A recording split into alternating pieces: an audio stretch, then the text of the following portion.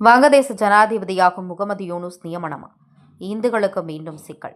வங்கதேசத்தில் நடந்த தேர்தலில் மறைந்த முன்னாள் பிரதமர் கலிதா ஜியாவின் மகன் தாரிக் ரஹ்மானின் பிஎன்பி கட்சி அமோக வெற்றி பெற்றது. அந்த கட்சி ஆட்சியை பிடிப்பது உறுதியாகியுள்ளது. இதன் மூலம் வங்கதேச இடைக்கால அரசின் தலைமை ஆலோசகராக இருக்கும் முகமது யூனுஸ் அந்த பொறுப்பிலிருந்து விலக உள்ளார். இந்நிலையில்தான் முகமது யூனுஸ் வங்கதேச ஜனாதிபதி பதவி வழங்கப்படாமல் என்ற தகவல் வெளியாகியுள்ளது. வங்கதேசத்தில் கடந்த 2024ஆம் ஆண்டு மாணவர்கள் போராட்டம் வன்முறையானது. இதையடுத்து பிரதமராக இருந்த ஷேக் ஹசீனா தனது பதவியை ராஜினாமா செய்துவிட்டு நம் நாட்டில் தஞ்சமடைந்தார். வங்கதேசத்தில் இடைக்கால அரசு அமைந்தது. அதன் தலைமை ஆலோசகராக நோபல் பரிசு வென்ற முகமது யூனுஸ் செயல்பட்டு வந்தார்.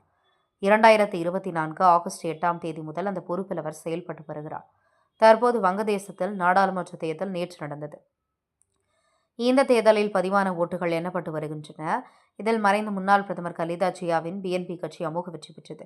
அந்த கட்சியை கலிதா ஜியாவின் மகன் தாரிக் ரஹ்மான் வழிநடத்தினார். விரைவில் தாரிக் ரஹ்மான் வங்கதேச பிரதமராக உள்ளார். இவர் பிரதமராகும் போது இடைக்கால அரசின் தலைமை ஆலோசகராக இருக்கும் முகமது யூனுஸின் அதிகாரம் முடிவுக்கு வரவுள்ளது. இதனால் இன்னும் சில நாட்கள் மட்டுமே முகமது யூனுஸ் இடைக்கால அரசின் தலைமை ஆலோசகராக இருப்பார். இந்நிலையில்தான் முகமது யூனுஸின் அடுத்த கட்ட திட்டம் என்ன என்பது பற்றிய கேள்வி எழுந்துள்ளது.